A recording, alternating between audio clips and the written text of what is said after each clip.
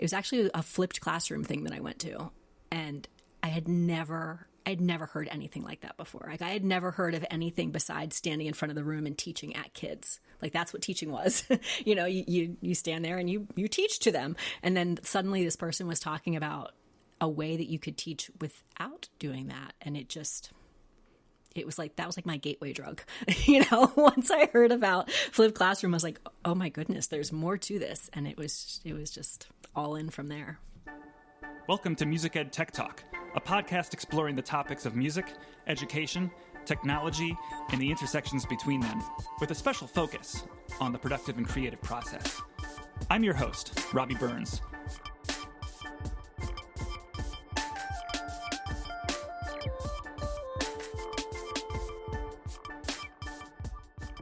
Do you want to introduce yourself to the listeners? We don't have to talk about your stats at length, because I know there's a lot of coronavirus music teaching related topics and also some software topics we want to talk about today. But I always give my guests the floor and just say, if you wanted to briefly introduce yourself to everyone listening, that'd be awesome. Okay, sounds good. All right, so at its simplest form, I'm Theresa Hoover Ducassoux, and I'm a middle school band director in Arlington, Virginia. I'm also a tech enthusiast and Google certified trainer and Google certified innovator. So I've learned some other things about your teaching career through your recent appearance on the Everything Band podcast. And I was interested to hear you just kind of dropped this in there. And I don't know if there's a ton of history between the two of you, but you dropped in there that you worked at the school where Lori's dad, Lori Schwartz-Reichel's dad worked. Yep. Yeah, so I replaced him when he retired, Frank Schwartz, in York County, Pennsylvania. And was that your first teaching job? It was, yeah. So I graduated in December, and I actually started that job January 3rd or something like that. Yeah, so it was a lot of luck. So that caught my ear. She was actually on this show a couple months ago, and we co-direct the Howard County Middle School Honor Band together in our district. Oh, that's awesome. Yeah, she's wonderful. That's really cool. Well, and I had said that to Mark because I knew that Mark and Lori were friends. We talked on the Everything Band podcast, so I knew he would get a kick out of that. So I met Lori for the first time. First time we actually met was this past December at Midwest. And I guess I had heard her on Mark's podcast, and she said, she told a story, and I went, oh my goodness, I know this person. It was the funniest thing. It's just the story she told about her dad. And I was like, I replaced him. And so then we got to meet, and we had a good laugh over that. That's so wild. Yeah. It's sort of a small world, I guess. Yeah. It's such a small world. Yeah. It's great. So wild. So when you were teaching there, you at one point in your career were doing a little bit of general music. Is that right? Yes, that was when I was back in the Westchester, Pennsylvania area. I've done a little bit of everything. So when I took over for Lori's dad, I was doing high school and elementary school band, moved around a little bit, ended up at a school district in Southeast Pennsylvania and taught, it was K through 5 general music, band, chorus, and a little bit of orchestra. But the consistent thing in my career has always been beginning band. In fact, I realized this past year was the first year I didn't teach any beginning band. I only taught middle school band. But that's been going on throughout. Sure. Yeah. No, I used to teach band, orchestra, general music. And general music has, even though I'm at a primarily band director position now, general music has kind of been a part of my story. It's almost always been in my schedule somewhere. Currently at my school, there are 2 of us there, and we each teach 2 bands and 1 general music class. So I'm just always curious to hear. The reason I ask, I guess, is because I'm curious a little bit. People don't become as interested in using technology to get their work done as you are for no reason, I find. So I didn't know, like general music is one entry point into technology, music technology for me. So I didn't know if that was part of your story or not. I don't even remember if I used much technology. I think I did a little bit. Every once in a while, I'd have the laptop cart come in for something. And it was still kind of before technology in the classroom was really a big thing. It was honestly the move to Northern Virginia that really set it off. I had experimented with it a little bit before. I was teaching in 2 private schools, and it was a real interesting job in that I didn't directly work for the school. I was kind of on my own as like a consultant teaching band, if you will. So I started using the tech for myself to keep organized, just because I was in 2 different schools doing 2 completely different programs, and I had to bring everything with me. So I just started using it that way to keep myself understanding what was going on. And then when I moved down to Northern Virginia and got this job in Arlington, they did this thing in the summertime. It was called, oh goodness, I'm forgetting now. Oh, it was called the Festival of the Minds. And it was like optional PD for teachers in the summer. And I had just moved here. I didn't really know anybody. I didn't have anything to do. So I was like, sure, I'll come to this optional stuff. And they started talking about, it was actually a flipped classroom thing that I went to. And I'd never heard anything like that before. Like I had never heard of anything besides standing in front of the room and teaching at kids. Like that's what teaching was. You stand there and you teach to them. And then suddenly this person was talking about a way that you could teach without doing that. And it was like, that was like my gateway drug. Once I heard about flipped classroom, I was like, oh my goodness, there's more to this. And it was just all in from there. Wow. It's interesting that you connect that part of your teaching to the technology journey, because this is kind of like an area of intense focus for you. Like it's even the subject of a book that's coming out soon, right? Somewhat. I mean, the book is about empowering students, but yeah, it's about taking the teacher out of the front of the room. Right. And technology is one of the many tools we can use to do that. Yeah. Interesting. So do you find, so I guess I should ask, do you find that was technology increasing in your use with student-facing software before you were, or I guess during the time that you were experimenting with the flipped classroom model, or is it more so that it's suited towards this whole COVID situation? Oh no. As soon as I started working in Arlington, it was like, oh my goodness, how can I use this? And it just started, but it was still very intentional. It wasn't like, oh, let's find all of the newest tools and use them just because. There was still purpose behind all of it. But then, when COVID hit, it was just a natural progression, because I'd used things. I knew how to do these, and my students had used them in band. It wasn't foreign to them to be, doing things on video. They knew how to access Canvas. They knew those things, and they knew that it was part of what we did in band. Yeah, that's interesting. So that part of it isn't, I guess, really a major transition for them when you move to an online model. Not in that respect. I mean, it's obviously different because we still can't do band like that. Right. That was a big challenge. But as far as accessing info and using the various tools, they were pretty comfortable with it. Yeah. It's interesting also to hear you say that like personal productivity was kind of part of that story, because for me, I feel like I'm trying to get a little bit of knowledge in all the various areas where technology is being used in music, especially ever since I've rebranded this show and focused it on specifically this topic. I try to have that be a more reoccurring theme, which means I'm exploring new areas. And but for me personally, like a lot of the stuff that I am doing is not even student facing. Like it's a lot of task management, email, hacking. And are you a big GTD methodology? I want to say yes, and that I love it, but I still have not been able to take the full plunge. I very much believe everything he says about your mind is not a file cabinet. Like I have to live that way, but I still can't get every single thing into the system that David Allen goes for. I mean, have you gotten that far? Can you? No, like getting things done is something that when I speak, and I speak enthusiastically enough about it that I think people, whether they know the methodology or not, think that I'm like sort of a religious adherent to it. But I actually am more like what you're describing. Like I just tack onto my system what works for me, right. Which is usually there's a point for most people of diminishing return where it's like, okay, if I start going beyond this point, I am now just spending all my time managing the system and not, because like I use OmniFocus for getting things done, and it's something I've written about and blogged about and spoken about at length. At least the idea that a piece of software is useful where you can have an inbox and you can really quickly clip stuff or tell your phone to get tasks into it, and then you can kind of organize them and tag them and sort them from there with due dates and projects. So, that's kind of my starting point. And I think there's a good case for most people why it's important to have, especially a music teacher, because like there's just so much going on in our jobs. Oh, yeah. You have to have a place that's not 8 different paper and pencil places where all of your thoughts and tasks are. Right.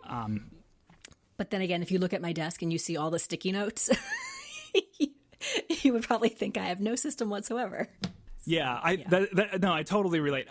I try to get more and more stuff into the system, but the more you go that route, you have to like fiddle with the system. And the more you want it to work for you, the more you have to fiddle with it. Like OmniFocus, some people joke that OmniFocus you need a degree in to use. I don't. Oh yeah, I believe that. But it's definitely got a little bit of customization you've got to set up. But with that customization comes like if I give every task a date that I want to start thinking about it and then a date that is actually like a hard due date, well, then I don't ever actually have to worry about if I'm thinking about or focusing on the right things on a given day, because the view of the app that shows me today is just filtering that information for me. Well, that's kind of cool. And do you find that you had to have that system in mind before you went and set it up? Like, I feel like some of those things, if you don't have a clear picture of what you want it to look like at the beginning, it takes you even more work to get to a place where it's productive. Yeah, I feel the same way about GTD as a methodology as I do OmniFocus, which is that parts of the way I use it are naturally how my brain works. And then the parts of it that don't work the way my brain works, I have at first resisted, but now I'm trying to allow that friction to inform my process a little, like make me reflect more on how my brain and how I manage my time and how my brain works. So if there's like a feature of the app that's in my way, I'm like, oh, well, it wants me to think of the date that I start something as like the date that it becomes available for me to begin working on. Whereas in my brain, I'm like, well, I want that to be like the first date that I want to be thinking about actually working on it. Like now I have a button that I press that runs a script that like just defers them all to the next day if I don't do them, which is I'm guilty of pressing that button. That's nice. Yeah, but you need that. Like we need to have that option. Right. The snooze button. Yeah. Oh yeah. Yeah. That's like my favorite feature in Gmail these days is the snooze button.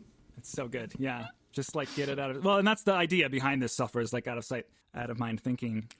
Right. And it brings it back to you at a time when you're ready to deal with it. Exactly.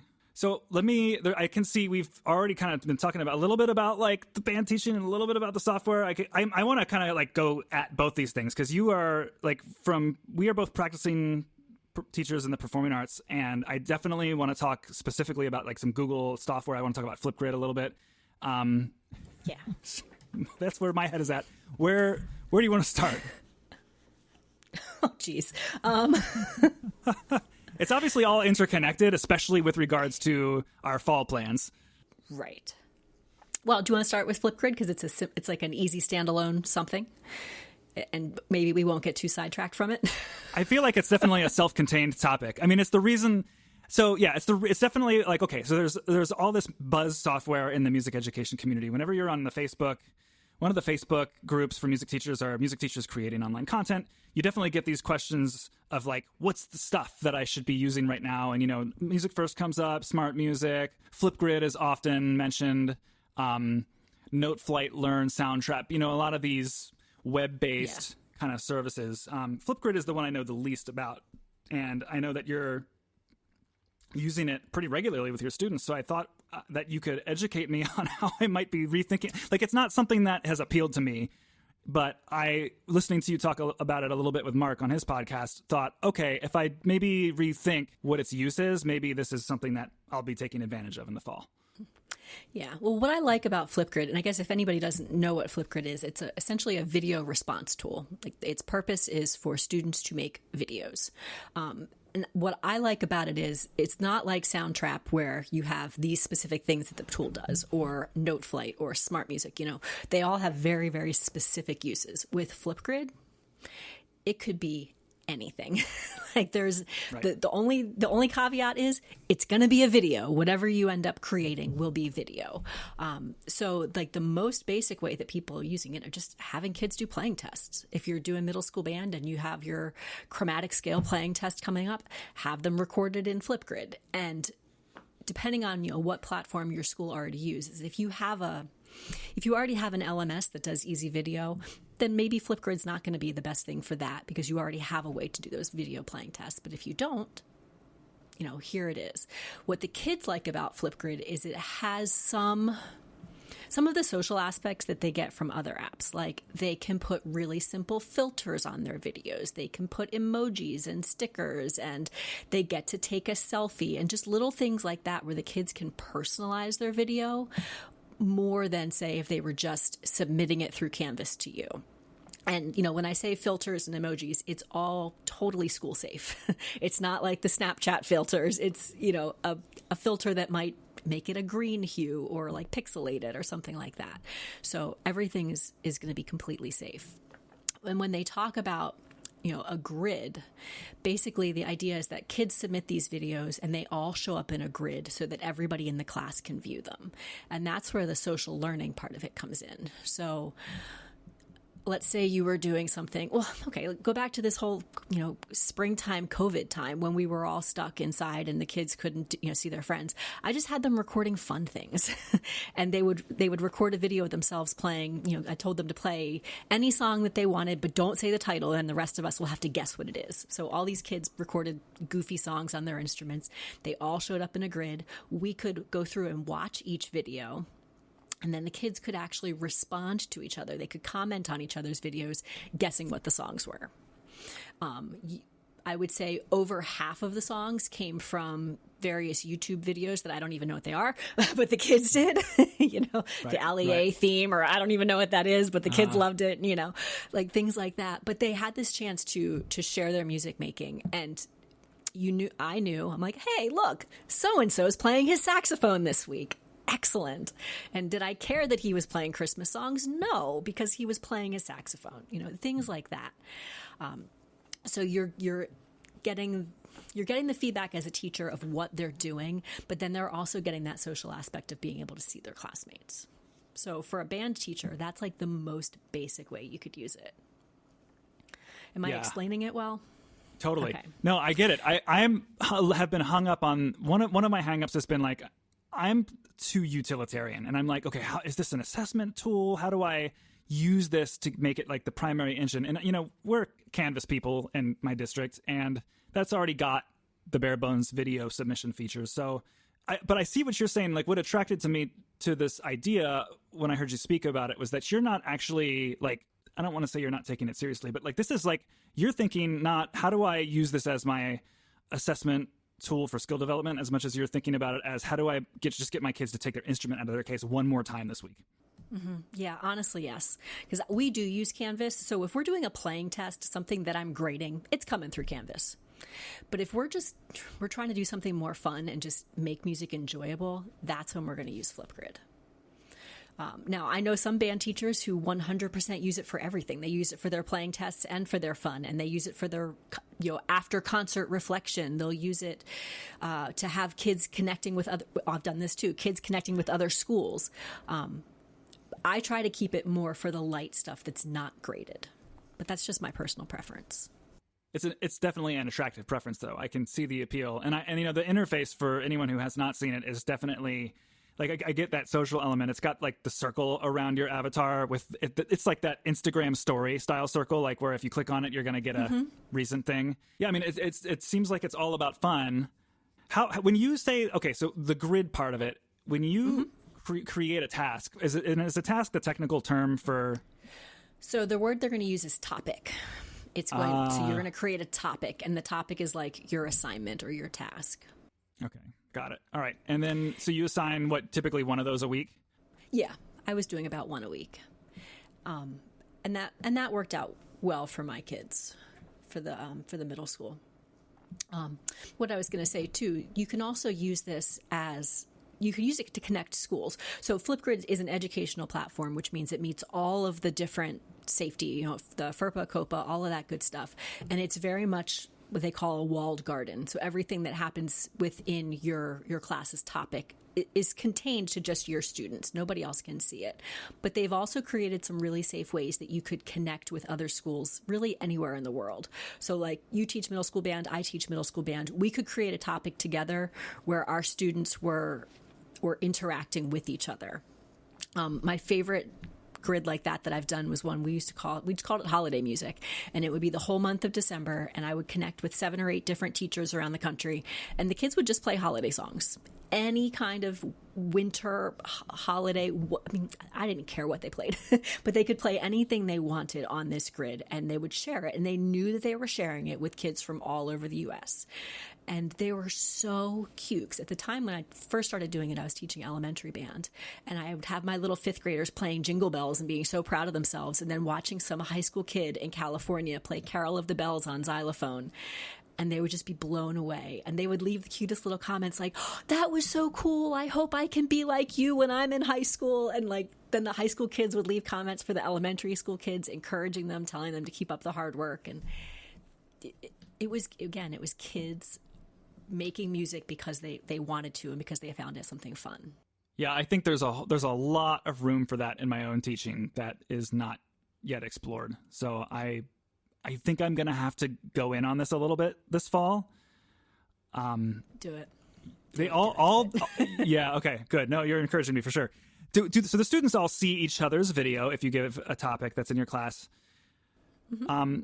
This shared thing. So it's interesting. The legal side of it is fascinating. Like my school district is pretty locked down. Like we've had a lot of trouble advocating for some of the music programs, but Flipgrid has, since I ever even researched what software is considered safe for a school, Flipgrid has always been on the approved list. And I'm so curious. So like, would it really be like what legally is going on, or I guess what policy is going on that we could, like, as a specific example, like we could just share each other's videos of each other's students with each other? That seems like not what the policy should be, but I don't know. Well, so there's a couple things I look at when I'm doing something like that. So I know that when I create a topic, there's a very specific code attached to that topic. So first of all, you have to have the code to access what you're seeing. But then I also set it up so that only students with a certain domain email address can access that. So I will put in the domain for my school, and then if anybody else tries to access it with the code, even if they have that code, they can't get in because they don't have the correct domain. If like, let's say you and I were going in on a topic together, then we would put my school's domain and yours. So you would need the topic code and both of those domains to get in. With my students, I will always say to them, hey, we're sharing this with, so-and-so school. If you don't feel comfortable having your video, feel free to, only put your instrument in the video, not show your face, use one of the filters. And I always say to them, if you don't feel comfortable with this, please, let's make an accommodation so that you don't have to feel self-conscious.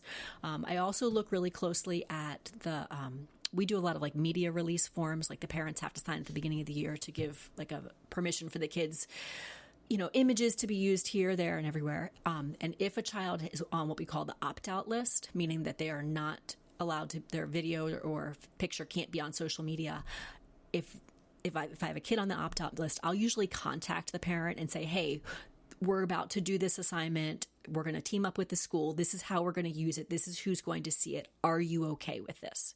And I've never had a parent say no, but I always feel good just reaching out and saying that. Like, I know that your child's on the opt-out list. Can you just confirm that this is okay for them to participate? Interesting. Yeah, I love the idea of the feature. I'm just trying to think, like, would my district allow me to do it? And we typically see, like, the way that we're locked down is I'm the fact that they couldn't stop me from doing it, even if it was like the wrong thing, makes me surprised that we support Flipgrid, because they're usually pretty cautious about that. So you're doing a little bit of manual checking in with the parents. Yep. If they're on the opt-out, I do. Just because, again, I would rather reach out and say, hey, this is what we're doing. And then as opposed to the opposite, have someone get upset with me. So that makes me think of something that's related also just to generally the idea of teaching through a camera. When you were 100% online this past spring, is that right? We were, yes. So were you, like, we had a piece of our policy that prohibited teachers from requiring students to use the camera in the Google Meets. Oh, okay. Is that similar for you, or is that a part of your instruction?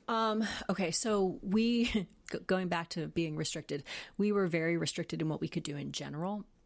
We did not do any live teaching in the spring. We were to be online 1 hour a week for like office hours. And they were not required for the kids. Honestly, I usually played games during them. I'd be like, hey, come on and we're going to play a, music vocabulary Kahoot or something like that, because we weren't able to do any live teaching. So that was not a thing. Now, moving forward this fall, we will be doing live teaching, and I don't know what the requirements are going to be for video. Interesting. Yeah. Okay. So then were you giving weekly assignments that were, and when I say graded, like we were pretty restricted ourselves. We did have a once a week synchronous Google Meet session with each class, which was more or less what you're describing. It was office hours to ask questions about the 1 a week assignment that we were to give. And now the assignment could have a grade, but the quarterly result that appeared on your report card was ultimately a pass or I forget, not non-participate, didn't participate. I don't know. It was one of those two notations, but the actual weekly assignment we could grade in pretty much any way we wanted, as long as there was some sort of way for us to measure if the student put in an honest attempt to complete the assignment. Yeah, ours were pretty much the same. We could give it a grade, but at the end of the day, the student's final grade for the year was calculated based on the first 3 marking periods. So it was one of those things that if the student was doing really poorly in the first 3 marking periods and they did amazing work during that distance learning time, they could have brought up their grade a little bit, but nothing could hurt them during that time. And with my band kids, that wasn't a thing. They were all doing fine. Nobody needed to worry about bringing up their grade. But at the same time, there was no kind of grade motivation to do anything. So it was really how could I motivate them to want to do stuff. So were you right? Okay, so that again makes sense. How you approached the Flipgrid part of it. Were you giving also assignments that were based in Canvas, something that was more formal, like here's a scale test that only I see, or? Some, yes. I mean, test was very loose, but there were things like I did have each of my ensembles was working on like one piece because they all still wanted to work on band music. Even they wanted to work on band music, and we did other things too. So I would have them submit, submit 25 measures of this piece that we're working on, and they would submit that through Canvas, and it would be graded like a test, even though it wasn't a test. Now, are you still waiting to hear if some of those policies are changing for your fall? Yeah, we haven't heard for sure. I know that, like I said, I know we will be doing synchronous teaching like every day. I believe we're on a block schedule. So I believe I'll have like 50 minutes synchronous with each class twice a week.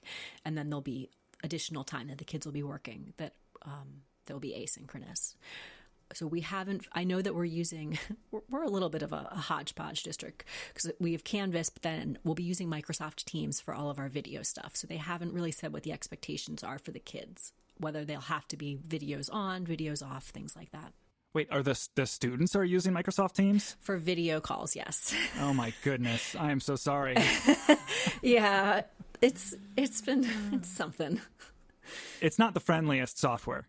No. Teams, that is. No. And it's I will say it's getting better. They've been making improvements since March 13th, but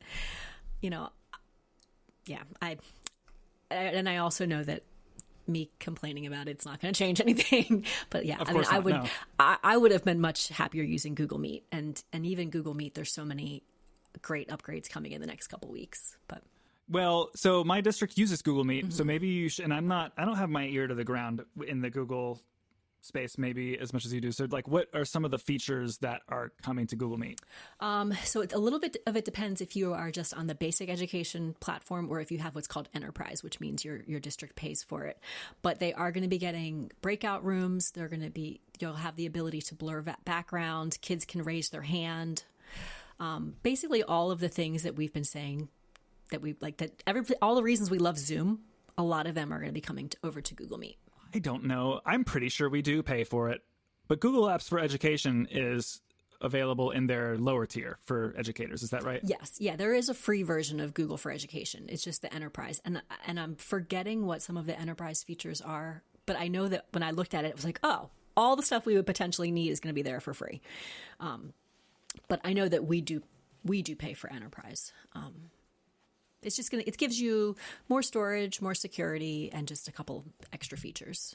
If I had to guess off the top of my head, we must pay for it because we are very dependent on Google Docs, which, as you were just speaking to, it kind of drives me crazy because we also use Microsoft 365. Oh, jeez, yes, totally. But we hack together like the sometimes the worst features of like I love all the Apple stuff. I know you use some Apple products, but one of the things I like about using Apple devices is that there's a really good app ecosystem, and a lot of the apps behave in a consistent way to like stuff that Apple makes. So like a lot of you can get a bunch of apps that each are really good at solving one problem, and they all kind of like have a similar design language to one another. So I will always try to hack together a bunch of apps, especially if it's an app that, like the Google Docs break my brain a little bit because I have so many of my organization is files on my hard drive, but then Google and like all of like the 6th grade team that I'm a part of at my school is like going wild with Google Docs. So I've got this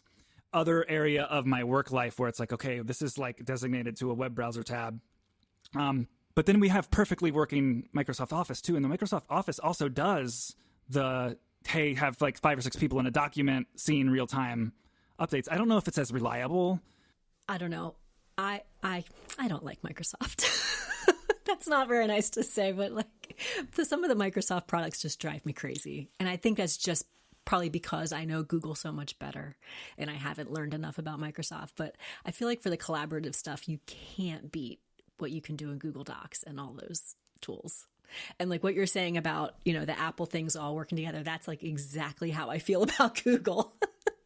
But like in a different way, like the Apple stuff, the app and like software ecosystem is this harmonious thing, whether you're using the Apple apps or even they provide so many APIs to third parties. Like you can have, like I can be opening a third party email client on my Mac and then my phone will say, hey, do you want to continue typing this message here? And I swipe it and it's like magic. But Google is the same way, but like through the power of web software and like the internet. Yes. Yeah.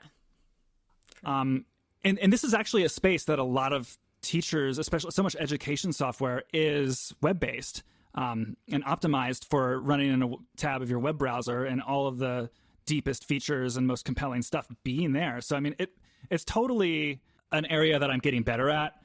It's not like what I use for personal productivity, but again, like Canvas Flipgrid is an example of something. I mean, I know that they have apps, but it's a web service dominantly. So do you find that you use a lot of Google services in your personal life also, not just for teaching? Oh yeah. For everything. What are your favorite, like what do you depend on the most? I mean, it depends on what I'm doing. If I'm creating, Google Slides. I could use Google Slides for everything. In fact, if you took away like all of the other tools, I could be okay with just Slides because you can do so much with the slides.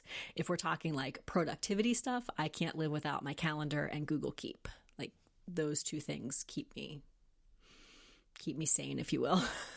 Yeah, those are two good ones. Actually, it's funny you mentioned Google Calendar, which is a service that I and my music team depend on a lot. But Calendar is the most frustrating crossover in this whole like we own too much software situation. Yes. Because I have at one point used a Microsoft Exchange calendar, a Google Calendar, and a Canvas calendar while working at my current. Oh gosh, yeah, that's what's hard too with my school is so many of us teachers use Google Calendar, but then from the administrator side, they use Microsoft and Teams. So whenever we get like meeting invites, it comes through Teams. Like, I don't know where I'm supposed to be. I just right. Need it all in one spot. Right. Totally makes sense. Yeah. So even if you were not teaching, you would be using Google Keep and Google Calendar. What are some things? Yeah. What's compelling about them? Because I follow them loosely. I know they're super smart with AI and.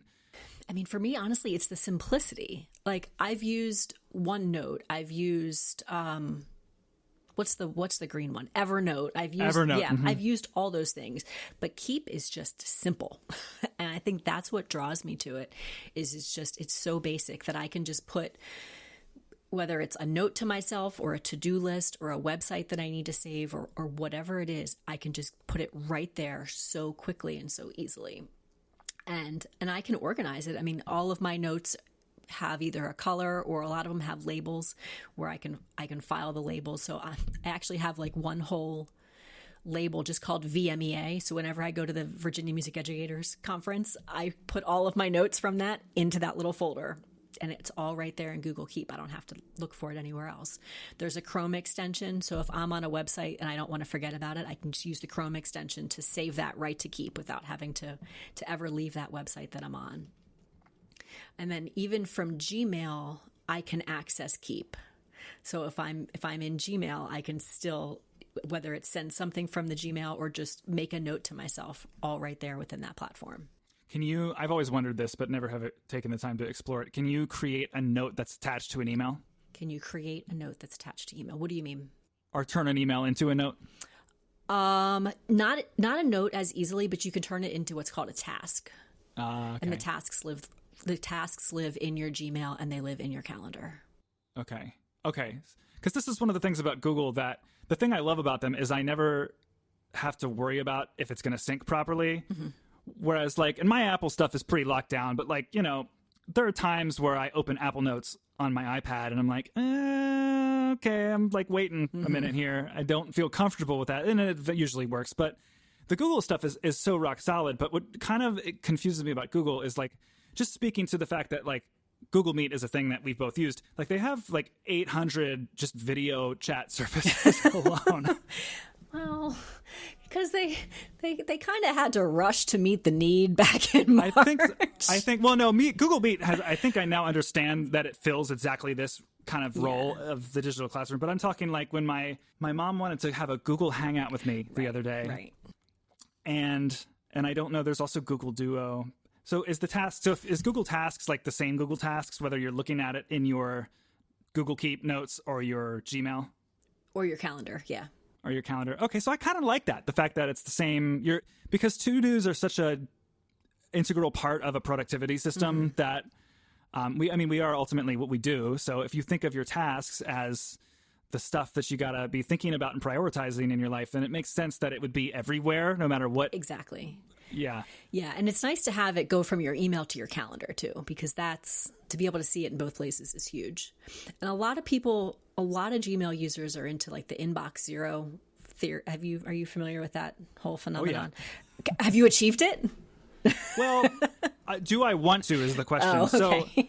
So this is how, okay, so I achieved the inbox zero system by sort of shoestringing a bunch of apps together. Like I will take, so I use Apple Mail, which is using a Gmail account for personal and an Exchange account for my work email. So what I'll do is if I have an email that is clearly a task and it has a far out due date and that email doesn't need to be referenced, what I'll do is I'll send it. OmniFocus gives you a special email address that you forward emails into, and then they show up in your OmniFocus inbox as the subject line is the task, and then the note field is like the body of the email. So if you emailed me and were like, hey, can you send me this file by next Thursday, I would forward that. So I have this way of like getting sort of triaging my email inbox and sending it either to tasks or snoozing the messages to a day where they're more relevant to me. I don't always achieve inbox zero because there are days where I'm like, there's 5 messages in here, but like really, I'm just going to snooze them to tomorrow. Do I really need to? Like, yeah, that makes sense. I could save a click and just close email for the day. Yeah, that's like my goal for the summer is to get to 0. I don't know if it's going to happen or not, but I'm trying. I really am. Just so I could start the school year fresh. But is it too personal to ask you how many emails are in your inbox right now? Well, it's just complicated because there's more than one inbox. Right. So, yeah, I'm a little embarrassed to say that I actually have about 300 unread emails at the moment. Oh, wow. Yeah. It got kind of bad. So, but it's summer break. Why would you need to be in there? Exactly. So I'll get it cleaned out. I got 3 weeks. Yeah, totally. I try to just like look at it at least a little bit. That's the thing is I'm not really engaging. I still love thinking about productivity, but I'm not like really engaging with this stuff a ton right now.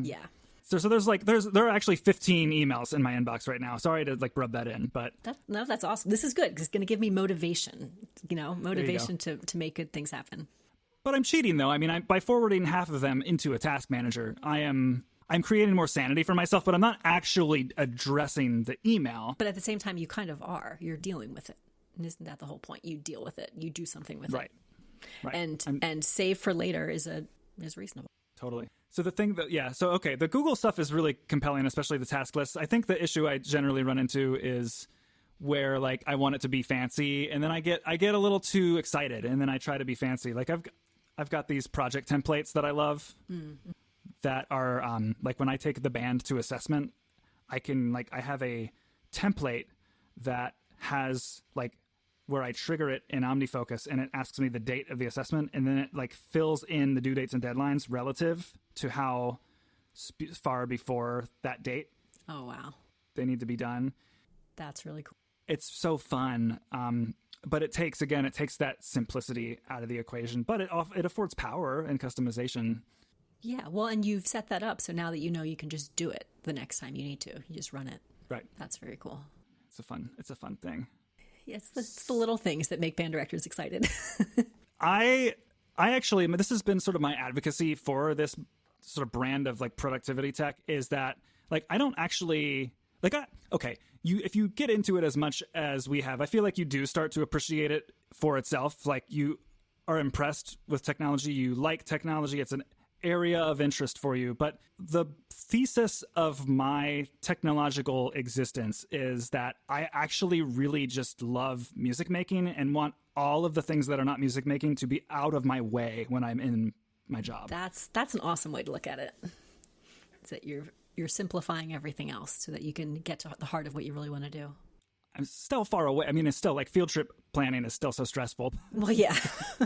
Hey, good news. You might not have to do that this year. Oh, I want to. I know. I think they're going to call that sooner rather than later. I just don't think we're going to have a concert in person this year. I know. Yeah. You're starting the year virtually, I'm assuming. Yeah, I was going to ask you. So something I must have seen online indicated to me that maybe you were partly teaching in person. Did I invent that reality? We're starting virtually with the idea of transitioning to hybrid at some point. Originally, they said we could transition as soon as October. But the feeling that I'm getting now is like maybe January. We've announced until January. Okay. And, who knows? Longer, maybe? Well, and I think, to be honest, I think the reason that we said October, if I had to guess what was going on, we were the first district in Virginia to make or at least in Northern Virginia to make the announcement.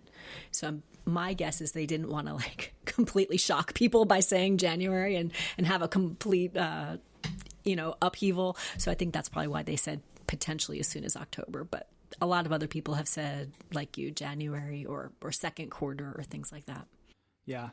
So that did not surprise me when we learned that information. But what did surprise me a little bit, and I'm curious to hear what's happening in your district and sort of how you're planning around it. We got dealt a new schedule, which is a 4x4 schedule. It's more of a college model. And I mean, maybe you're already anticipating where this is going. Like band is going to be a half-year class this school year. And it's just devastating to all of us in the performing arts. Like, that's I don't even have words. That's awful. And it's not good for any skill-based curriculum where you're building muscle or any curriculum that's rooted in like a student's social experience and wanting to be there, wanting to play their instrument and do the thing they love. Like, let's not forget that, obviously. But also, like, I don't know. I don't think it's particularly good for any instructional area. I think it was just a way to manage the amount of workload teachers had, because we are going to see our students 4 times synchronously a week, which the amount of online Google Meets that was going to generate for the teacher was too many. So they put it to where it's 4 classes per teacher. And then the students, I think Wednesdays are going to be no online classes. Everyone just does catch up and planning.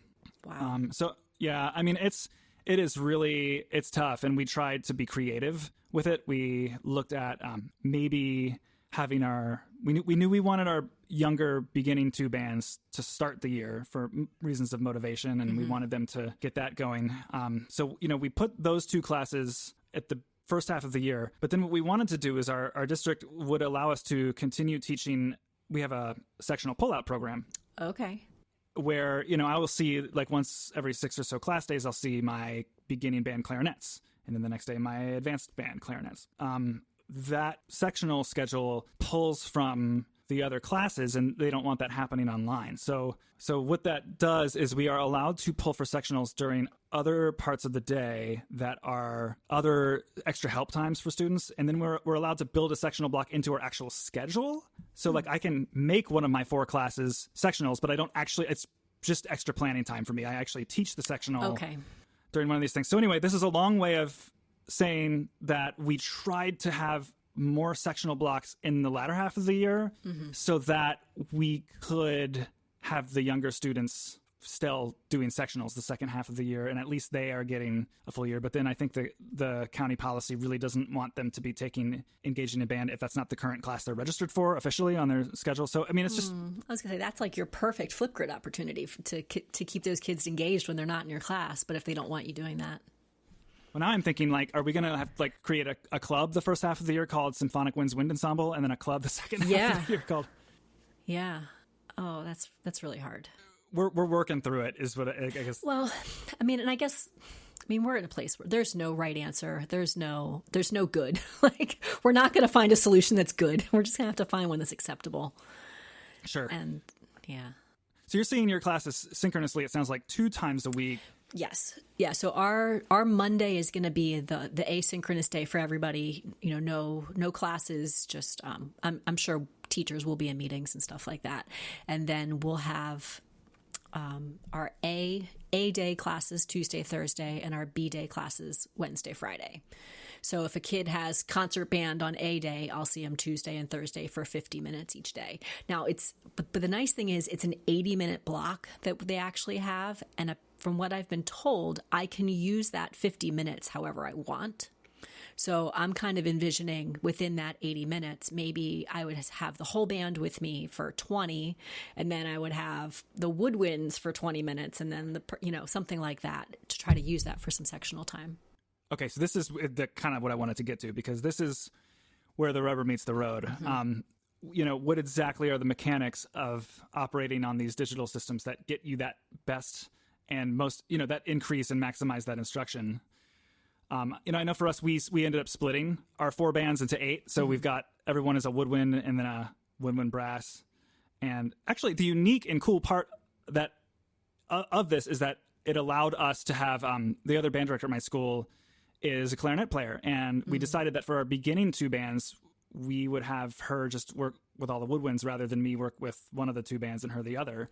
And I'll do the brass and percussion, which I think is kind of... Oh, that's nice. It's a nice... affordance that we have. But even at that, some of these groups are going to be 25 to 30 kids, just because each band is 50 to 65 or so in size. And we're asking ourselves, what are we going to do with that? And I think like what you're talking about is exactly the direction we're thinking, is like maybe smaller sectional group breakdowns, chamber ensemble music focus rather than concert band literature. Well, and solo music, honestly. Not that we're going to work on that together in the group, but I think assigning a lot of solo stuff or giving the kids options as far as picking their own solo music, that's what's going to keep them engaged. Because we know how exciting the second clarinet part is. Sure. Things like that, it's just not going to excite them to practice on their own. But the solo stuff, that could. Sure, I think so, yeah. And we, our students don't get to do the chamber stuff as much. It's a part of our year that we're, when we're preparing them for our various solo ensemble festivals. Mm-hmm. It's definitely something that I'm thinking about and working through more of my day. But, with this model, something that, and I can't take full credit for this idea, Ben Denny, I'm going to refer to everyone listening to episode 10, where Ben Denny appeared. And, he was thinking like, okay, well, what if we have some component of the class be that the Google Meet, and I'm happy to hear you talk about the breakout rooms coming, because he was actually saying, what if we start our Google Meets together, but then you have 5 different Chrome windows, and then a 5-kid breakout group in each one, and then all of them are on mute except for one, and you're providing that one the feedback. Yep, that's exactly how you do it. Yep. Or at least how you would do it before they got the actual breakout rooms. Yeah. Right. And he had this idea of like, what if we have them, because we did some virtual, I know a lot of people have different opinions about virtual band videos, but I feel like, I made it as instructive as was possible, and it was definitely something that had a role. But what if the students were like in Soundtrap or something, and they were recording their own, basically rehearsing together, but using a collaborative digital audio workstation as a vehicle for laying down each other's parts and practicing amongst one another and providing feedback. And I was like, "Ooh, that's something that you're onto there." That could be cool, and there's relevance in it. If it was one of those things where every kid was submitting it and you were spending all these hours putting it together, there's only so much relevance. But if the kids are the ones who are actually doing the mixing and in Soundtrap making that happen, that could be cool. It's a lot of pre-teaching on your part, but it's still worthwhile. You'd be surprised at how much gain you get teaching a student performer how to record to a click track. Yeah, because suddenly the metronome has purpose. Other than... Yeah, and it's unavoidable. You can't, like, if the assignment is predicated on that you used it. Mm-hmm. I started teaching the piano curriculum for my general music class in Soundtrap last year, and the very first time I ever had them play me a song out of the book, but the only difference was that they had to record it to a click in Soundtrap. But like all the other criteria for grading it was the same. Mm-hmm. They like crashed and burned to the ground. And it taught me so much about tempo and how much I needed to like reteach all of the tempo and rhythm concepts to them, because it wasn't just that like they didn't know where to click. It like there were like all of those little minor inconsistencies of understanding like how beat consistency works. They couldn't escape it anymore. Like a little bit of rushing here now means you're all of a sudden you're a whole click ahead of where you were. Right. And every single thing past that's going to be a problem. Yeah. Right. Yeah. That's why a lot of kids got frustrated with smart music. They're like, it's showing all of these notes wrong. I said, well, it's because they're all at the wrong time. All of them. No, it's like it's typical metronome resistance. Well, it's weird. I'm like, right, it's telling you you're wrong. Yeah. No one likes to be told they're wrong. Especially when you're 12. Right. But we phrase that it's weird, not I'm being told I'm wrong, incorrect. Yeah. So are you a smart music user? I have used it off and on over the years, and then when it became free in March, as a county, we kind of jumped on that. And I used it more for the student choice options, just going in there saying, hey, here's how you search for solo music, find something cool you want to work on. So I used it a lot more for that. And then we did do one virtual band piece with each group, and the kids submitted it through Smart Music. This coming year, I'll be also using it, but I still have to kind of revamp my plans. But I liked it for the solo stuff, because the kids seem to really enjoy that. Yeah. Oh, I'm just getting there's so many limitless possibilities when you're using some of these creative apps. I'm bouncing in my head back to Soundtrap, like what it's going to do for student motivation to have them be able to drop a trap beat under themselves when they practice. Yes. Do you ever do that in GarageBand? Do you ever have them? I have a couple of GarageBand projects open on my iPad persistently that are like warm-up background tracks that I rehearse with in the morning. And I've actually started this process of making a master GarageBand file where I can like sort of migrate different components of different GarageBand automated warm-ups into the same thing. And so let's be real, like middle school band is not always the most manageable of behavior, really. And I had a child in January and returned to, and my teacher, who I will not even call a substitute teacher, because every time that the students heard me talk about her, she was a guest conductor, because she is that level of caliber of teacher. Wow. But even still, not the same person, different pattern, just different style, different teaching, didn't know all the kids by name at first. So for all the reasons you would expect, things were just a little unhinged when I returned. And my saving grace was these like 5 to 10 minute beginning of class periods where I would automate like play along tracks I had made. And it's usually would be like a tonal energy would be playing a B flat, a couple of different like scales, usually a start on B flat and whole notes, a couple of basic scale patterns that would model intonation and tone for them.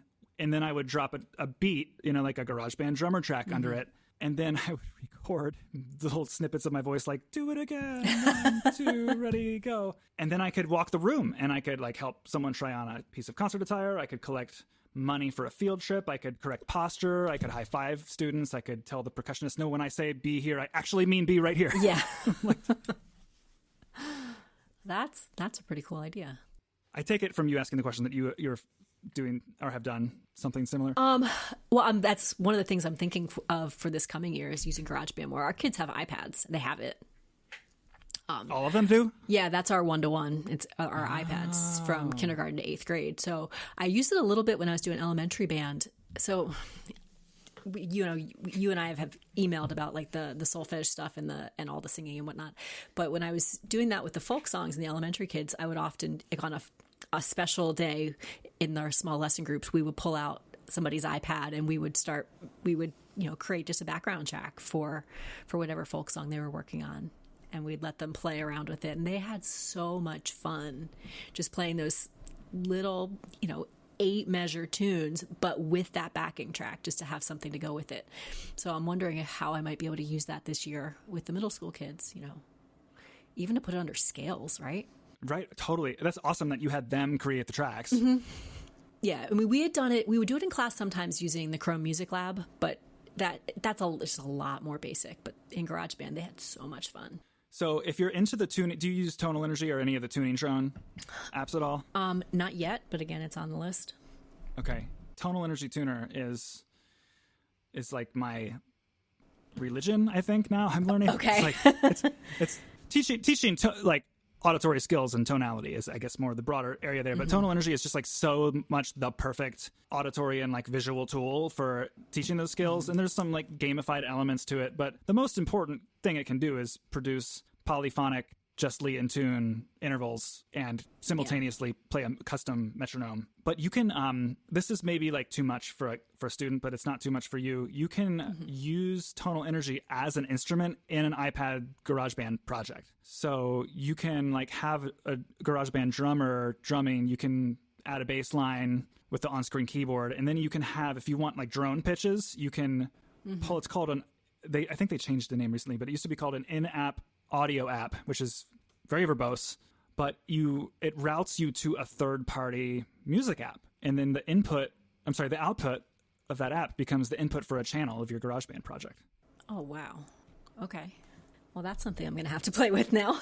It's really fun. I wrote a blog post about it. I'll link it in the show notes to this episode, and I'll send it to you. It's fun. It's really cool because it's like all of a sudden these, these drones they hear so often now have all these fun arrangements. That's really cool. Oh, see, there's so much good stuff we can do. I know you can. Totally you can. And I'm even curious, I'm a little nervous about measuring the engagement, but you could do a warm-up in a Google Meet with everyone on mute. It's in fact it's something that's received a lot of traction in discussions amongst the band directors in my district.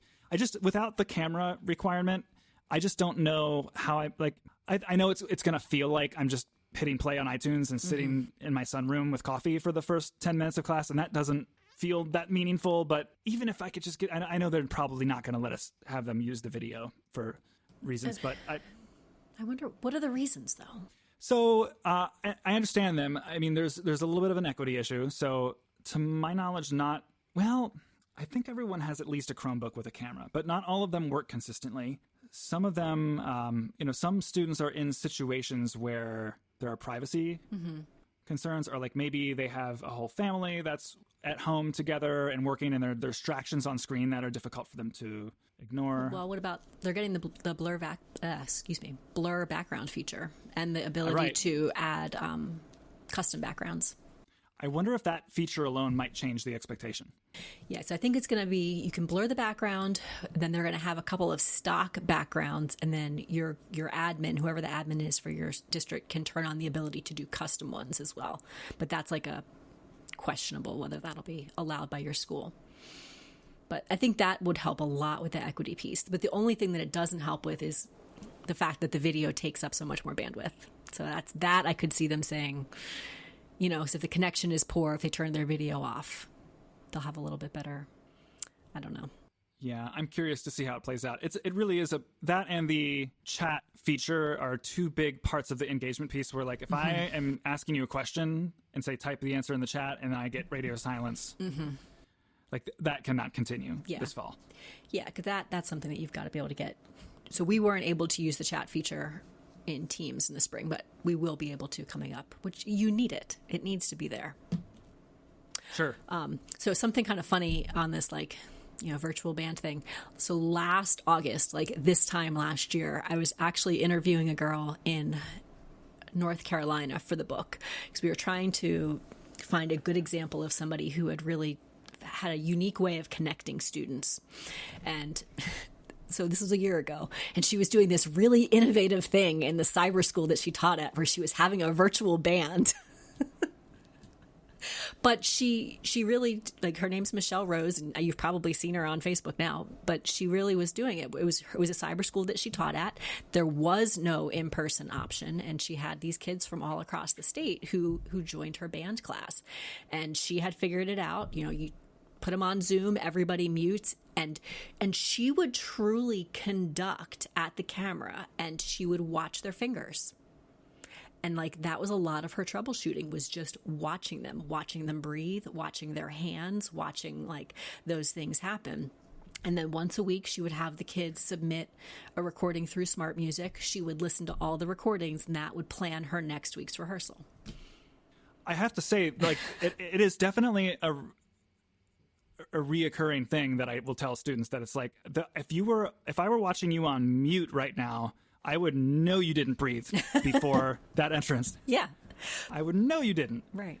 So to think of that as almost being like a limitation that then becomes like a strength of teaching is kind of interesting. It's also, like, very interesting that that is an interview you had before any of this. Yeah. So then, like, fast forward to April, and we're talking about, getting ready to publish this book. We're like, do we keep this in? What do we do?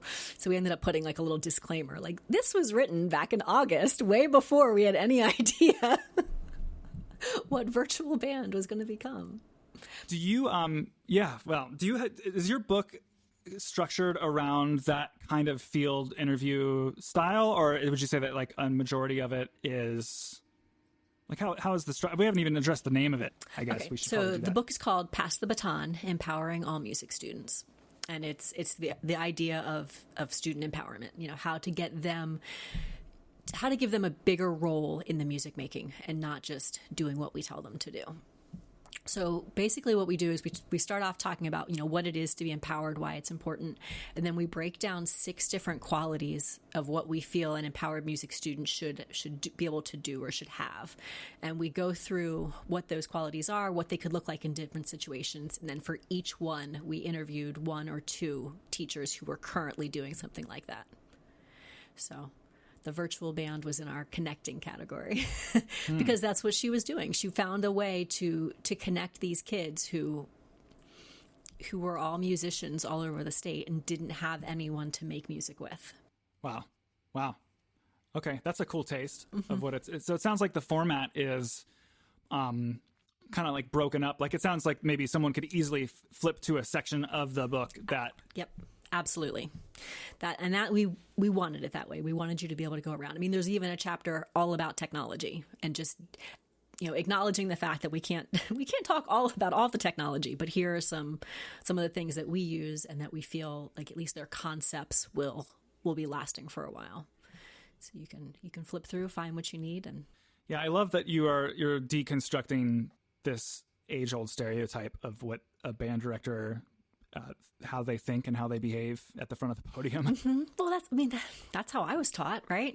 Like, that's sure. That's how we grew up.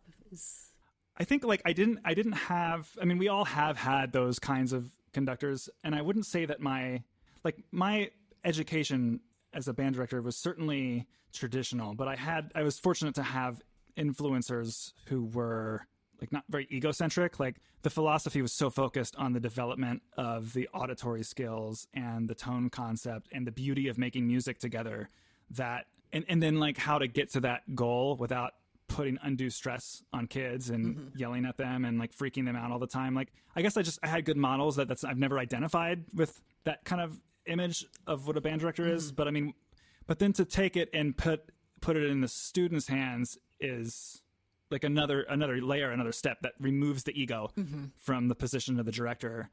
Yeah, I mean, I wouldn't say that I grew up in like dictatorships, but enough years of competitive marching band and DCI and all that, you're very right. You're very used to taking orders, doing as told, all of those things.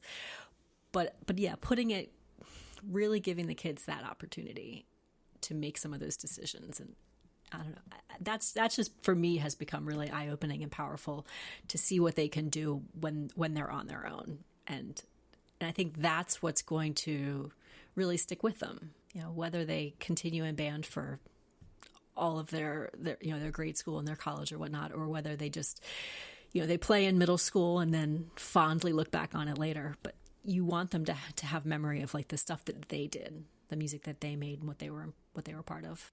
Yeah. And so much of, I think, the driving force behind a lot of this music technology is coming from that same place. I think of like Note Flight. John Melansack, who is acting director at, is that his title? He's managing director. Yeah, managing director. We marched together back in the day. I was going to say whatever. Read the show notes from last episode. John and I are actually really good friends. We've spoken together at a lot of the. We've done a lot of tech presentations at similar state level conferences, and he's a good friend. And that also, if you're listening to this and didn't listen to that episode, that was he was very passionate and engaging and had a lot of like very good things to say. So definitely give episode 13 a listen. But he was talking about Note Flight's role as like his vision for it is this place where students make and share things together. Whereas like it's easy to think of it as just a web-based notation editor, but he's thinking of it like, well, your student can now like compose a song that the next person plays. I don't know. There's all this stuff is just working together. It's just so interesting to see how the field is changing with people who are challenging what it means to be a band director, offering student choice, but also the technology and the sort of communal aspect that is bringing forward. I don't know. It's just going to be interesting to see because I don't think things are going to look like in 20 years what they looked like when I started just 10 years ago. Yeah, no, I agree. It's changing way too fast. Do you want to jump into like some app and album of the week stuff, or is there anything you wanted to talk about that we didn't? So one of the things that you had kind of mentioned was just like the Google certification stuff. And I guess I just want to say that I highly recommend it for any teacher, especially if their school district uses Google products, just to get a better idea of how the workflow works. Because Google has all of their certifications online at the Google Teacher Center, and to take all of the training is completely free. Like there's absolutely no cost. It's time. And it's one of those things where it's as much time as you want to put in it. So when I went through the level 1 certification, I probably did it in half the time they suggest just because I knew a lot of the stuff already. I'm like, oh, I already know how to do this. I'm going to skip this particular whatever, or I'm going to watch this video on double speed or things like that. But they really do have a lot, and they have training on all of the different tools and platforms available. So if somebody's listening and they're like, oh, my school uses Google, but I don't know what I'm doing, just go right to the Teacher Center and it's all there. And then you can also look and see if your area has a Google Educator group, because those are also great resources. Is the entire process initiated by the teacher? Like, do I need to have my district fill out anything or sign anything in order for me? It's all you. It's all done by you. So you go through, take the training. If you want to take the test and get like the actual certification, it's $10, but it's all done by you. I know there are some schools, like apparently the state of California is like requiring all teachers get their level 1 certification. So for them, they might go through the school, but no, not for us. That's interesting. Yeah, it's so nice and refreshing to hear that explained as just sort of a like, hey, here's a thing you can just go do to edify yourself. Yeah. Without any district-facing procedure or anything. Right. You don't have to worry about any of that stuff. And there's even they even have like a distance learning kind of course that's available too. Oh yeah, that's so relevant right now. Oh my gosh, I know. Well, and okay, the other really cool thing, and I'm pretty sure I'm allowed to talk about this a little bit, so because it's releasing next week. There's a group of us who have been working on a project to get videos that will be teaching the kids and the parents how to use the tools. So it'll be a short, 1.5 minute, here's how you make a new Google Doc, or here's how you add an image to Google Slides, or just little basic snippets of how to do all the stuff. So that should be, I think it's next, whenever the 11th is, that'll all become available on YouTube. Oh, okay. YouTube. That makes sense. Yep. Google's video platform. Of course. Yeah. Wow. Okay. And that's a series of Google created content. Yep. That they're dropping. It was created by a group of trainers. Mm-hmm. So that's awesome. Yep. You'll see me on one of the Google Keep videos. Oh, awesome. My 93 seconds of fame. So do you use Google Keep at all with regards to student-facing tech, or is it I don't. personal?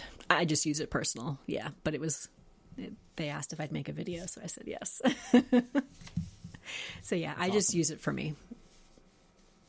Yeah, there's a lot of room for that kind of technology also. Mm-hmm. Yeah, for sure. My whole book is just that kind of, it's just how do you get organized with technology. And that's a lot of it. And even teaching, going into this upcoming school year, teaching our kids how to do it is going to be huge. They're going to have to, right? They're just going to have to understand how a computer works. And it makes, you're with the Google certification are reminding me that probably I should get a little more savvy about how Chrome OS works before I have the wrong expectations of my students. Yeah, just teaching them an organizational method. I did a workshop for my school just on Google Drive last week. Here's how you're going to organize your Google Drive, and here's how you're going to teach your kids to do it. Because if they're taking 7 classes online and dealing with all these different things, they need to figure out how to be organized. Are there any basic tenets of that organization system that are easy to share now? Folders. Seriously, that's the biggest thing is that don't have any docs that aren't in folders, or anything that's not in a folder. And then make sure that all your folders are named. And I taught them how in Google Drive, you can color your folders, you can name your folders, you can use emojis in your folder titles, which is one thing that I do a lot. So especially if you think about alphabet, when things are alphabetized, first come the numbers, then come the letters. Well, emojis come before numbers.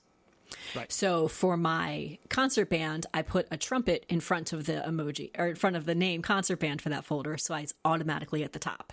And then my symphonic band has a saxophone, and then my wind ensemble has so I'll put those emojis up. So they're always going to be at the top of my drive, and I can see it right away.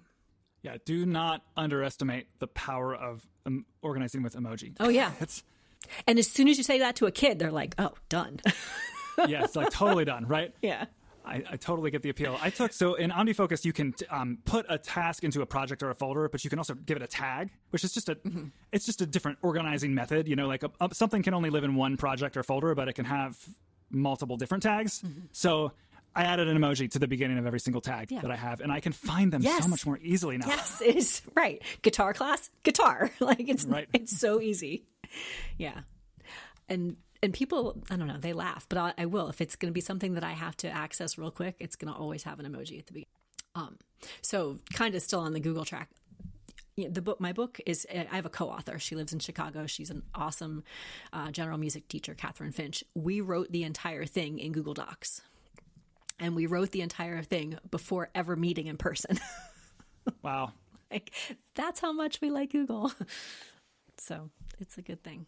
That's a good thing. Jeez. I'm just trying to restrain myself because now I want to talk all about tech used to organize book materials, but it's fine. Well, Google Docs, like you said, Google Docs is simple. So it's I can totally see how you know what I mean? It would make sense to me how in folders and docs you would put all that together. We have one master folder and then a whole bunch of subfolders, and and then every time we get edits back from the editor, they come in Microsoft Word, and I just start cursing because it's just we can work so easily together in Google. Yeah, it's precisely that collaborative nature. I wonder if I did ever co-author a book, I would probably suck it up and use the Google stuff. I mean, the reliability is where it's at. Mm-hmm. Well, because we could work on it. We could work on it together at the same time or completely different times, and it didn't matter because everything was happening. You know, if I was typing in a paragraph, she could quick put a comment, "Hey, this does not work," or like, "You're not making any sense. Please clarify." Here's something I can also imagine would be that I would do. I don't know if you did this, but I would probably like can you in Google Keep create a shared project or share a note? Oh yeah. Mm-hmm. Yeah, of course. That would be me. I would be just like stringing together what are all of the collaboration things that I can do, because I am really like it pains me that so much of the web software is better at the collaboration because I want to use all my fancy native apps that I can do automations on and script them to do stuff with files and my project templates and Yeah, they're not as good as Google. No, the syncing reliability is key. I wrote my book in Scrivener. Have you heard of that before? I have, yeah. I've heard it's a great platform for writing books.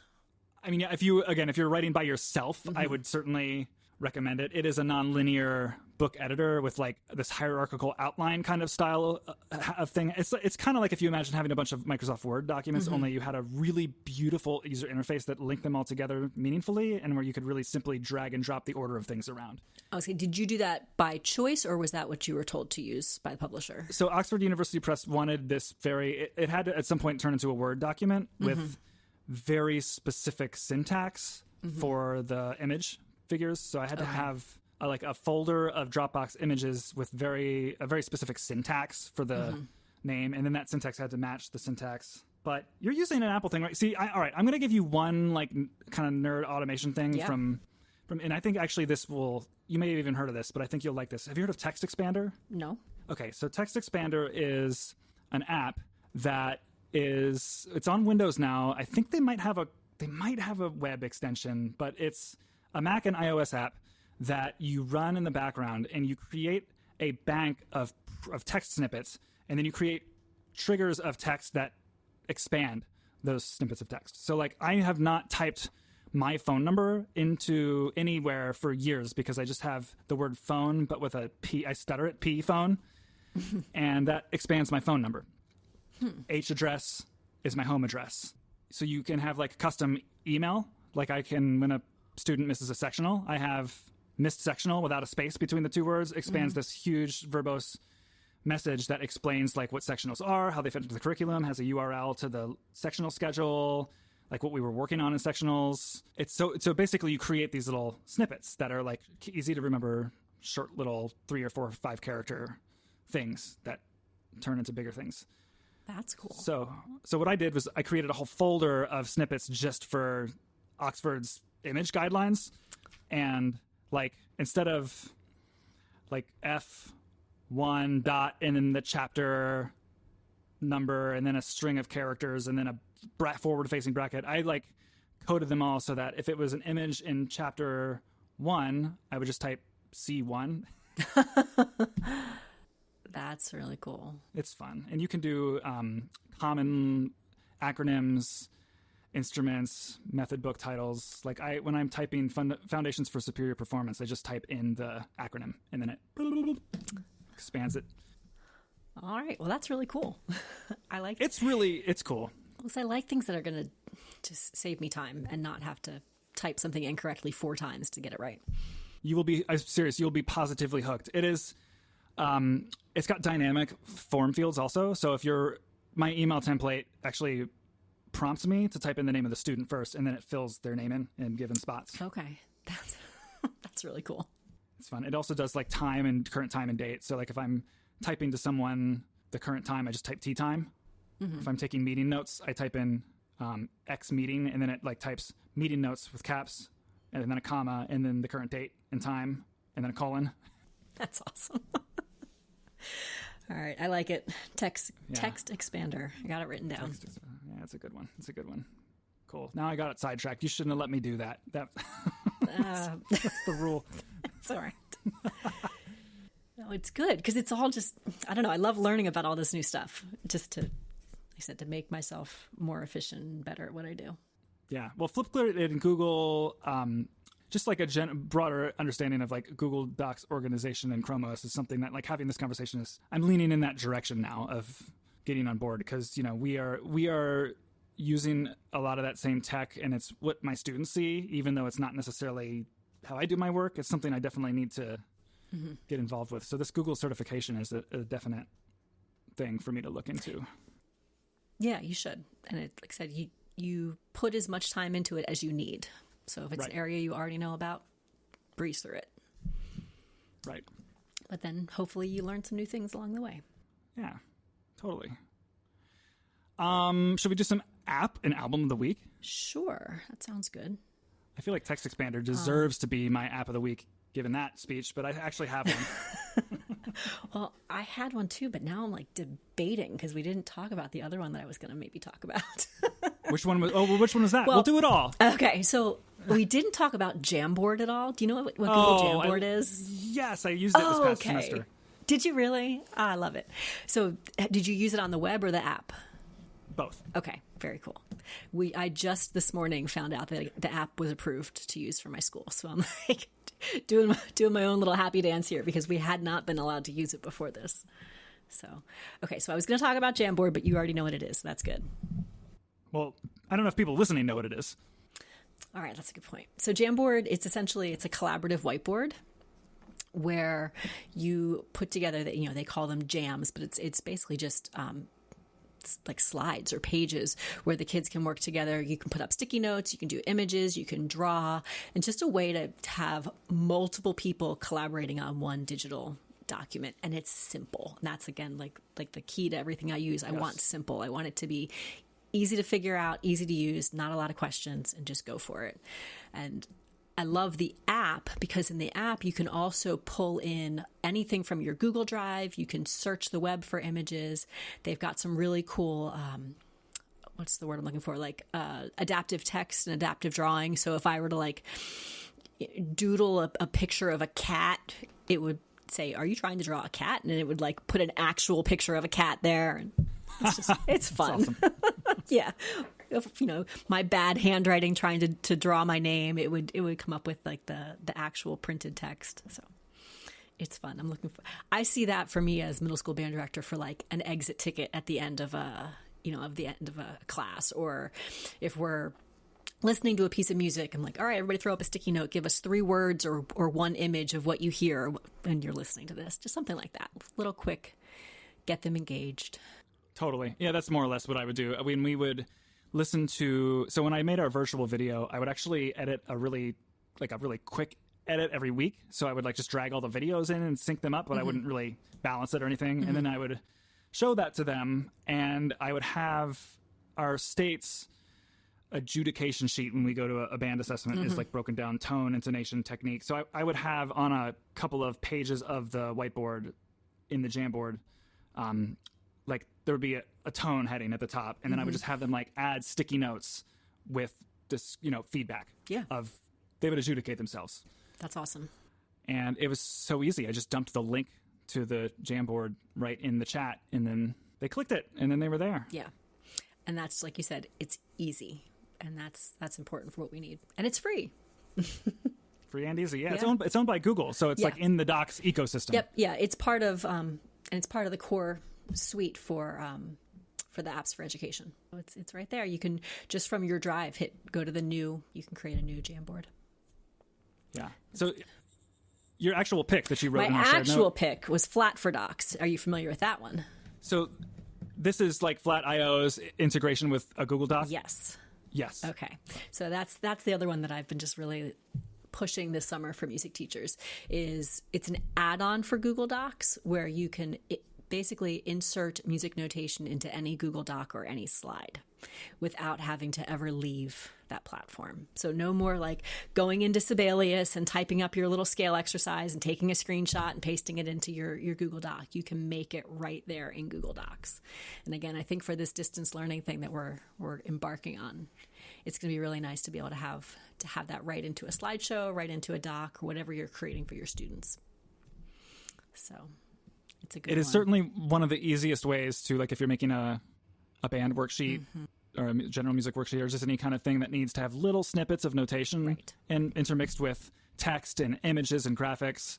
It's an easy thing to do because, even a lot of the score editors have worksheet style features, but this is just way easier. Oh, so easy. Well, and I was using it all school year. So, at the beginning of rehearsal, I have my Google slide presentation up and there's the list of everything that we're going to do during rehearsal. And then on the next slide, I would usually use Flat to have either a rhythm exercise or a quick tonal something or whatever I needed to incorporate into my warm up. It was right there in slides and it was on the board automatically. So it made it very, very easy. Yeah. Can I just give a shout out to this plugin now works in Safari, which is my web browser of choice. And that is awesome. Really? Yeah. Well, that's exciting. I had no idea. Well, because it was a Chrome plugin, but now they have like a little dialogue pops up if you're in Safari and it says, would you like to give Flat your permission to be inside of your Google account? And you click allow, and here I am. That's really cool. So if you're browsing in Safari and you're opening a Google Doc, you can still use Flat. Is that what you're saying? Correct. Very cool. Yeah, which I know is blasphemous, especially for educators who are living in the Google world. I should be using Chrome. You should be in Chrome, yes. But no, but I get it. There may be reasons that you're not going to be in Chrome. You'll just get the full experience if you're in Chrome. Well, this is actually a decent segue to my app of the week, which is an app called Loopback by Rogue Amoeba. And one of the many reasons why, because I do use Chrome for the Google Meets and for some of the music software that just is not designed to operate in a Safari tab. So things like Music First, Note Flight Learn, I'll run those in my Chrome browser. But one of the reasons why I do the Google Meets in Chrome is because sometimes I have some issues running sound through my computer and then having it correctly play for the students on the other end of the call. And this is actually a challenge really no matter what browser you're using, because even if you're doing this in Chrome, some people are lucky where their computer's system is smart enough to figure out the echo delay, that it's not a problem. But some are not. So like if someone tries to play, say, a YouTube video for their students inside of a Google Meet, they might get a lot of this echo feedback loop going. So what Loopback does, Loopback is one of the many esteemed apps by Rogue Amoeba, which is they're like a Mac developer that they make specifically like these kind of these apps that hijack your audio system. And in fact, their most popular is called Audio Hijack. And what Loopback does is it allows you to take the output of different apps and combine them together along with your system inputs and outputs into new, what's the word I'm looking for here? Into new compound devices that your system input and output can recognize. So like when I'm for example, right now I have Zoom, we're chatting over Zoom, and I have set my Zoom input and output to be my audio interface, which is what my microphone and my headphones are plugged into. So that my microphone is what you hear, and then I hear you through my nice headphones. Well, what Loopback does is you can say, okay, I want Safari and iTunes and Google Chrome and my computer's microphone to all be a new audio device called Apps plus Microphone. And then you can go into your system preferences and then set the input and the output to that newly created device so that when you're in your Google Meet and you are on YouTube, the direct audio output of that YouTube video from your web browser is going directly into the Google Meet and out the speakers of your students. Oh, wow. That's going to be great. It's really cool. It's kind of expensive, but there's like a free version that does some stuff, maybe has an annoying limitation. But for someone who's really trying to solve a very particular kind of problem and is willing to investigate a piece of paid software to do it, I think it's going to be something that I use almost daily, Yeah, that's really good to know, because currently the Microsoft Teams app on a Mac does not have a share system audio feature. It's just whatever comes through. You know what I mean? Right. So that could be it. From what I'm understanding, that could help that problem. Am I right? Yeah, you could totally just hijack it into operating in the way you want, whether there's a setting for it or not in Microsoft Teams, because it's overtaking the system. You go into the system preferences and you say, hey, I want all of my input no longer is speaking into my computer microphone, generating an input, but now speaking into my microphone and playing a YouTube video in Chrome. That's really cool. I am learning so much today. I am too. I hope it is not overwhelming, listeners. Of course it's not. This is all, for those who don't know, the show notes, I link all of this stuff. Well, and the beauty of podcast is you go back and listen as many times as you want to. Totally. So speaking of listening, any music? I see you put something here that I actually haven't read this yet. Yeah. So, well, I saw yours, and yours is like brand new. Mine is a new to me album. So I'll preface this by saying I'm originally a piano player. That's, I've been playing piano since I was 5. I have been really terrible over the past year playing piano for anything other than like, oh, you need to play this for school right now, quick, go play. I've done a bad job of just like playing for pleasure. So a girlfriend introduced me to Dustin O'Halloran, he's a film composer, but he's also a pianist. So I've been listening to his piano solo albums, and I purchased the books, and I've finally gotten myself back into like playing piano and enjoying it. So if you haven't heard Dustin O'Halloran, I totally recommend it. It's awesome. I will link it in the show notes. What scores? What scores? I knew you were going to say that. So he did The Art of Racing in the Rain. That was a big one. What was the other one that he did recently that I should know? Sorry, I'm totally looking because I forget. Yeah. Oh, The Hate You Give. That was the other big one. Okay. And Puzzle. I didn't see Puzzle. That was 2018. But yeah, he's been doing scores for almost 20 years. A lot of like drama type films, but yeah, I've been really, really enjoying listening to the album and then, like I said, playing it. That's awesome. Yeah, because as music teachers, we have to actually like make music as well. It's important. It's very important. It is, and it's easy to get sucked into just the teaching aspect and forget about the fact that we're musicians. Yeah, I try to.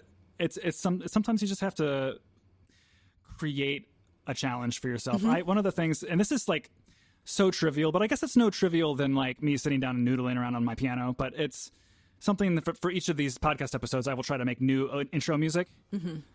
And I'm just it's just a way for me to like be creative. Yeah. And that's, and you're being creative for you, which I think is a big part of it too. Again, yeah, totally. Like making music for ourselves because we love it.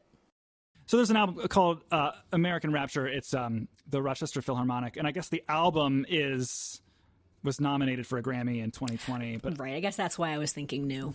Yeah. But I think what I specifically put as my pick of the week is the Jennifer Higdon Harp Concerto, which I think is a 2011 composition. I'm going to have to Google that. Okay. To be sure. Maybe it's no, but I was reading up on the piece, and I think it was written specifically for this harp player and this performance. So hold on. Wikipedia, come to my rescue. Yeah. Jennifer Higdon Harp Concerto. Oh yeah, completed on early 2018. Okay, I'm wrong then. So it's pretty new. It's good. It's really good. There's so much music out there, and music that comes from this orchestral tradition. Like I don't know. There's sometimes you don't even know like where to begin. And I've been listening to so many other things outside of that tradition over the past 5 to 10 years of my life that when I come to like it's easy to just like listen to the same old pieces of music and the same old recordings that you're accustomed to. But someone on Twitter turned me on to specifically this album, and I've done like a band piece by Jennifer Higdon, and I'm like, you know what? This is someone who is writing music today, who I should just become aware. So I just like was listening to specifically this piece and some other recent compositions, and like I don't know. One of the reasons I like talking about technology is because it's easy to say, hey, I like Google Docs. It does thing X, Y, and Z. It'll make your life better. Like talking about music is so much harder because it's so subjective. Absolutely. But I just think that it's it's extraordinarily creative. It's just very creative. Like the texture, the rhythm, the color is written on a level like where it's like really difficult to kind of pin down what exactly is happening and from where in the orchestra. The harp itself is not even really like it's clearly at the front of the orchestra, but it's written so that it blends in texturally a lot of the time and is an equal contributing voice to the rest of the concept of the piece. So you don't feel like you're listening to a showy example of musicianship as much as you just are hearing this concept that she had in her head. Mm-hmm. And it's really good. It's a lot of the colors that I hear are like very light. I'm not going outside much this week. So I'm like, yeah. Like, this makes me think I'm outside, like in an urban space. And so I just been really digging it and cannot recommend it enough. It's also fairly short. Okay. I listened to just a little bit earlier today because I wanted to have an idea of what it was, but yeah, it was really, really well done. I mean, and you said, it's subjective, but I think any kind of music that's going to, trigger that response from you, then that's the validity. That's all you need. It doesn't matter what it does for somebody else. Totally. That said, the point of this segment is that if you're listening, you should go listen to these two albums. Yeah.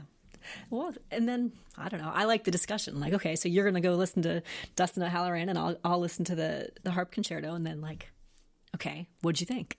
I love that part of it too. Totally. All right. Well, this is cool. I'm just trying to think here. I'm looking through my list here. We talked about Google certification. Yeah, I guess we can like close out the official recorded part. Are there places that people can find your work online? Yeah. So if you're interested in book stuff, passthebatonbook.com is where you go for that. I finally have gotten together just like my website. So it's musicaltheresa.com, where you can access the book, my blog, some of the other work I've been doing for Google, kind of all in one spot. So that's probably the easiest, is musicaltheresa.com. Or I'm on Twitter, same thing, @musicaltheresa, and you can find me on Facebook. Sweet. Yeah, and like I said, I love to connect and talk shop and troubleshoot and all that good stuff. Yeah, without a doubt. Do you host all of these different websites at the same service? Yeah, I host everything through SiteGround, and then they're all WordPress sites. Oh, so they're separate WordPress sites? They are, just because that's how my brain worked at the time. No, it makes sense.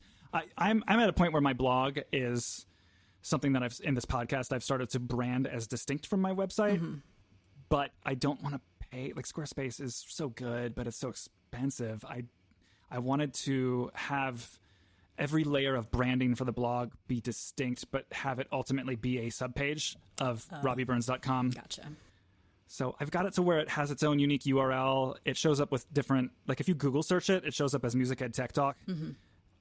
It's got a domain that points to robbyburns.com/blog.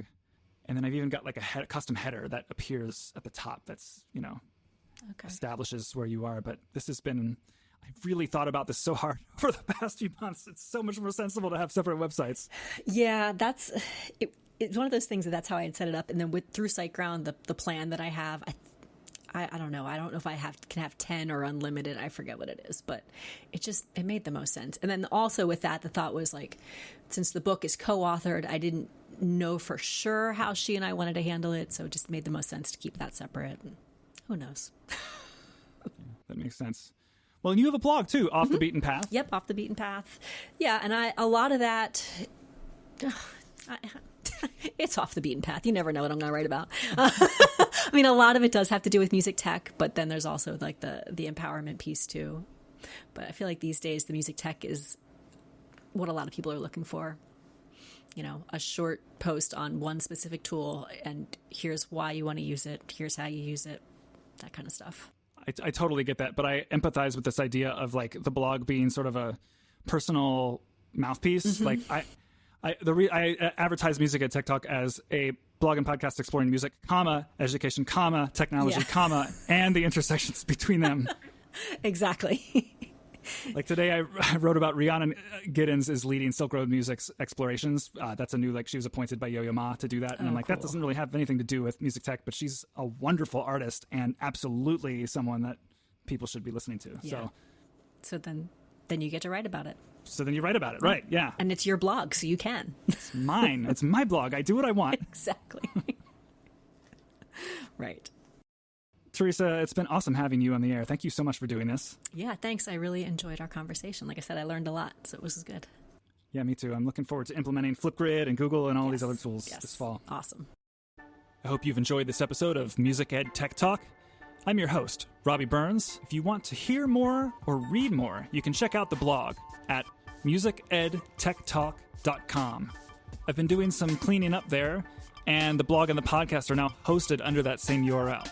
So if you subscribe to the blog, you get not only my posts, but you get posts that contain the episode show notes and a little embedded music player to listen straight to the episode. But you can still subscribe to the podcast directly in a podcast player of your choice. Apple Podcasts, Overcast, Castro, Spotify, your choice. If you like the show, it'd be a big help to me if you give it a 5-star rating in the Apple Podcast directory and leave a review to let someone else know you enjoyed the show. If you'd like to read more, you can buy my book, Digital Organization Tips for Music Teachers, from Oxford University Press or Amazon.com. You can find me on Twitter at Robby Burns, and I'm also Robby Burns or some variation of that on most of the other social media places. I've been posting a bit on my YouTube page recently. I'm Robby Burns there as well. I've recently posted a video tutorial on how to make a virtual ensemble, which isn't something that's very relevant this summer, but it's something that you might find yourself wanting to do come this fall. I've got a lot of great content I'm cooking up on the blog and the podcast and on the YouTube page, so check it all out. Please leave a review and give me a rating, and see you next time.